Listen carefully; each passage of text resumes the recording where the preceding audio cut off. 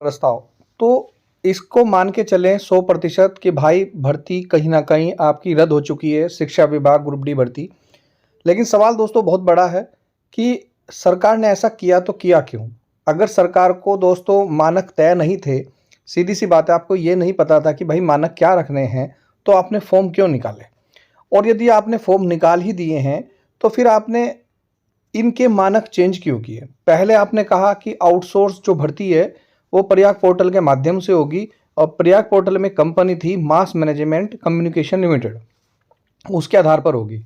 Form बच्चों ने भर दिए, किसी ने स्थायी निवास प्रमाण पत्र अपडेट कराया, तो किसी ने जाति प्रमाण पत्र अपडेट कराया, तो किसी ने स्कूल में जाकर भैया 500-500 हज़ार रुपये की अपनी मार्कशीट निकलवाई, 8वीं क्लास की मार्कशीट निकलवाई और तब जाकर सीएससी सेंटर पर 300-500 रुपये देकर 100 रुपये देकर अपने फॉर्म भरवाए। अब सरकार कहती है कि सरकारी स्कूलों में नियत मानदेय पर चतुर्थ श्रेणी कर्मचारियों की भर्ती का प्रस्ताव कैबिनेट में आएगा। ये तो लटकाने वाली बात होगी। कब आएगा? कौन सी वो कैबिनेट बैठक होगी जिसमें प्रस्ताव आएगा? प्रस्ताव के बाद फिर क्या होगा? शिक्षा मंत्री डॉक्टर धन सिंह रावत जी ने गुरुवार को अपने अधिकारियों के साथ बैठक कर प्रस्ताव शासन को भेजने के निर्देश दे दिए हैं। अब कौन सा वो दिन होगा, क्योंकि निर्देश तो उन्होंने रिजल्ट जारी करने के भी दिए थे, पर आज तक दोस्तों रिजल्ट भी जारी नहीं हुआ। मालूम हो कि दोस्तों पहले इन पदों पर आउटसोर्स एजेंसी के माध्यम से भर्ती प्रक्रिया शुरू की गई थी, जिसे निरस्त कर दिया गया है। देखिए इसका मतलब तो यही है कि जो भी आपने आवेदन किए थे वो सब निरस्त हो चुके हैं। बहुत बड़ा नुकसान बेरोजगारों का, बहुत बड़ा लॉस हुआ है। अब स्कूल स्तर पर प्रधानाचार्य के माध्यम से नियत मानदेय पर भर्ती होनी है। इससे स्कूल के लिए भूमि दान देने वाले परिवार के बेरोजगारों को प्राथमिकता दी जाएगी।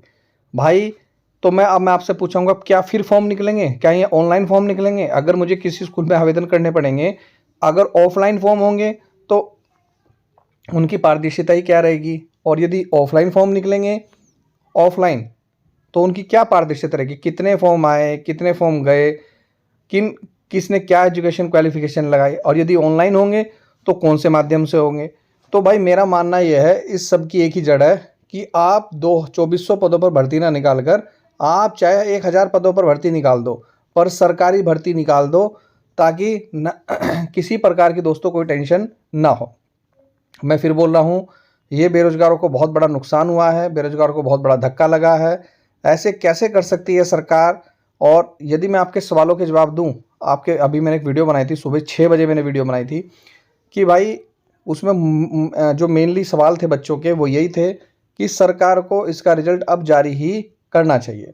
लेकिन दोस्तों फिर वही बात आती है, जारी तो सरकार कर भी देगी, लेकिन उसके मानक तभी डिसाइड नहीं थे। हम इस भर्ती पर लगातार वीडियो बना रहे हैं, लगभग हम 50 से 60 वीडियो बना चुके हैं और हम बार बार यही सवाल कर रहे हैं और आज भी यही सवाल कर रहे हैं। प्रधानाचार्य के माध्यम से भरे जाएं, चाहे आउटसोर्स एजेंसी के माध्यम से भरे जाएं, कोई समस्या नहीं है। मैं इसको समस्या नहीं मानता। मैं समस्या मानता हूं कि भैया मानक क्या है। आप चाहे किसी से भी भरवा दें फॉर्म, किसी से भी ये भर्ती प्रक्रिया शुरू करा दें, पर मानक डिसाइडेड होने चाहिए। एससी की कितनी सीटें हैं, एसटी की कितनी सीटें हैं, जनरल की कितनी सीटें हैं, ओबीसी की कितनी सीटें हैं, टोटल कितनी सीटें हैं और किस भर्ती पर क्या नियम कानून है, परिचालक भर्ती के लिए क्या पेपर होगा, क्या इंटरव्यू होगा। तो ये सब चीज़ें सरकार को दोस्तों क्लियर करनी चाहिए। अब कह रहे हैं कि भाई ये जो भर्ती है ये होगी, अब कैबिनेट में प्रस्ताव आएगा, तब जाकर ये फिर शासन इसको वो करेगा। तो भाई इसमें तो बहुत टाइम लगने वाला है। तो मुझे ऐसा लगता है दोस्तों ये 2026 तो इस भर्ती के लिए चला गया। अब 2027 आएगा और नई सरकार बनेगी या नहीं बनेगी, देखने वाली बात है।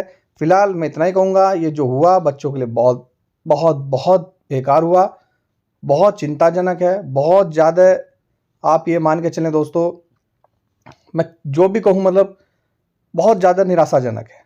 फिलहाल मैं ये कहूँगा कि आप धैर्य रखिए, हम इसके लिए बहुत प्रयास कर रहे हैं, चाहे इसके लिए आंदोलन करना पड़े, चाहे बेरोजगार संघ से मीटिंग करनी पड़े, लेकिन दोस्तों इस भर्ती को किसी तरीके से हम क्या करेंगे, खुलवाएंगे और जल्द से जल्द दोस्तों इस भर्ती प्रक्रिया को जारी करने की कोशिश करेंगे। ज़्यादा से ज़्यादा चैनल से जुड़ें, वीडियो को शेयर करें, बस हमारी यही डिमांड है, यही मांग है आप लोगों से, यही इच्छा है। बाकी मिलता हूँ नेक्स्ट वीडियो में। जय हिंद, जय उत्तराखंड।